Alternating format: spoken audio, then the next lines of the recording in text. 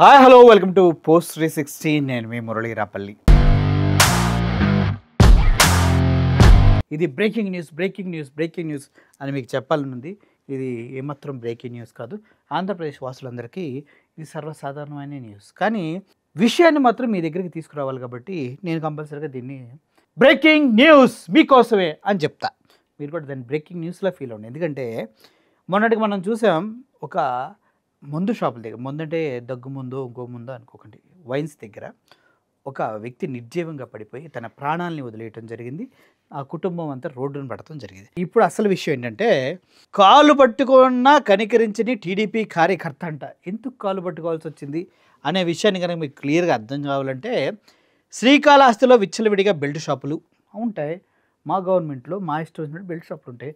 అడగడానికి మీరెవరు రబ్బాయి అంటారు టీడీపీ వాళ్ళు. కానీ మనం ఏం చేయలేం. ఓకే, ఎల్లంపల్లి ఎస్టీ కాలనీలో బెల్ట్ షాపు నడుపుతున్న వ్యక్తిని నిలిచిన గ్రామస్తులు. ఇంకా చూడండి, ఎస్సీ ఎస్టీ బీసీ కాలనీలు ఏమన్నా ఉంటే అసలు వాళ్ళు అసలు మనుషులే కాదు. ఈ నాయకులు గీచిన గీతలో వాళ్ళు తోలు బొమ్మల్లా ఆడాల్సిందే. సో అక్కడ విచ్చలవిడిగా మద్యం అమ్ముతుంటే పాపం ఈయన అడ్డుకున్నాడంట. మద్యం బాక్సులు వీధిలో పెట్టి అమ్ముతున్నారు, రోడ్డు మీదే. శనక్కాయలు, మనకి ఫ్రూట్స్ అమ్ముతారు కదా, అలా మద్యం బాటలు నడి రోడ్డు మీద పెట్టి అమ్మేయడమే. అమ్మేసాయి ఎవడు అడగడు. ఎందుకంటే పచ్చబిల్లలు ఉంటాయి వాళ్ళకి. అచ్చెన్నాయుడు గారు చెప్పినట్టు పచ్చబిల్లలు ఉంటాయి.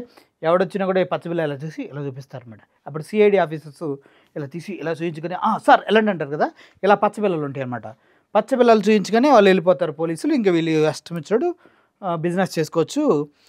పోలీసుని పిలుచుకోండి, మా బ్యాచ్ పోలీసులు పిలుచుకోండి, దమ్ముంటే నాపై కేసు పెట్టండి అంటూ సవాలు విసిరిన టీడీపీ కార్యకర్త. ఏం చేస్తావో చేయరా, చూసుకున్న దమ్ముంటే కేసు పెట్టా అని అల్లాడిస్తున్నాడు గురువుగారు. మద్యం అమ్మి ఆరోగ్యాలు చెడగొడుతున్నా అంటూ గురువైన నిలిచినటువంటి గ్రామస్తులు మద్యం అమ్మొద్దంటూ కాళ్ళు పట్టుకున్నారంట. సిగ్గుండాల. ఆ వీడియో కూడా మీకు చూపిస్తా చూడండి. మద్యం అమ్మొద్దని కాళ్ళు పట్టుకున్నారంట. అంత దారుణం ఎందుకు ఉంటుందో నాకు అర్థం కావట్లేదు జనాలకి. ఇదే మీరు కళ్ళగంటున్న వీడియో. నడి రోడ్డు మీద కాటన్ బాక్సులు ఓపెన్ చేసి మద్యం అమ్మేస్తూ ఉన్నారు. అలా అమ్మొద్దంటూ ఇల్లు అడ్డుపడుతూ ఉన్నారు. ఒకసారి కాళ్ళు పట్టుకున్నాడు చూడండి. నిన్న అమ్మే వ్యక్తి ఈయన టీడీపీ కార్యకర్త. అమ్మొద్దు బాబోయే నేను కాళ్ళు పట్టుకున్నాడు. ఒకసారి చూడండి. అదిగో చూడండి, ఇదే మనం కళ్ళలు కంటున్న మద్యం బాటిల్. ఎంతోమంది ప్రియులకి, మద్యం ప్రియులకి ఇది అద్భుతమైంది అనుకోండి. కానీ ఏం చేద్దాం, ఈ మద్యం బాటిల్ అనమాట. దీన్నే మన వాళ్ళు నడి రోడ్డు మీద పెట్టి అమ్ముతుంటే అడ్డుకున్నది. సార్, ఒక్కసారి ప్రభుత్వం వచ్చిన తర్వాత ఎక్కడైనా అమ్ముతారు, అది అర్థం కావట్లేదు వీళ్ళకి. నువ్వు మా నాన్నకి మందు ఇచ్చావు, ఈరోజు చూడు ఎట్లా ఉన్నాడో అంటున్నాడు.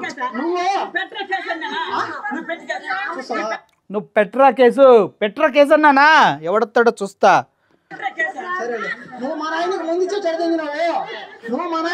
కొంచెం అన్పార్లమెంటరీ లాంగ్వేజ్ ఉంది.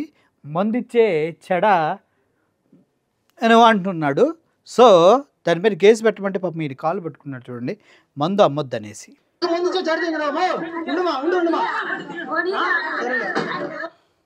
సో అర్థమైంది కదా, ఆంధ్రప్రదేశ్ మొత్తం మద్యం ఏరులై పారుతుంది. ఒక్క మద్యమే కాదండి, గంజాయి, హెరాయిన్ ఇవన్నీ కూడా విచ్చలవిడిగా అమ్ముతూ ఉన్నారు. ఏమన్నంటే 100 రోజుల్లో అన్నిటినీ మూసేస్తాం, మద్యాన్ని లిమిటెడ్ చేస్తాం అని చెప్పిన ప్రభుత్వ నాయకులు ఏమైపోయారో తెలీదు. డ్రగ్స్ రహిత ఆంధ్రప్రదేశ్ని ఇస్తా అన్నారు, అదేమైందో కూడా ఏం తెలియదు. బట్ చివరికి మాత్రం ఇలా కాళ్ళ ఏళ్ళ పడి అడుక్కునే దుస్థితికి ప్రజలు వచ్చారంటే, ప్రభుత్వాలను అనాలా, ప్రజలను అనాలా, అంటే ఓట్లు వేసినందుకు ప్రజలను అనాలా, ఆ ఓట్లని ఇలా అక్రమాలకు వాడుకుంటున్న ప్రభుత్వాలను అనాలా, ఆ ప్రభుత్వాన్ని నడిపిస్తున్న కార్యకర్తలను అనాలా అనేది మాకు కూడా అర్థం కావట్లేదు. మీరేం చెప్తారు? కింద కామెంట్ రూపంలో తెలియచేయండి.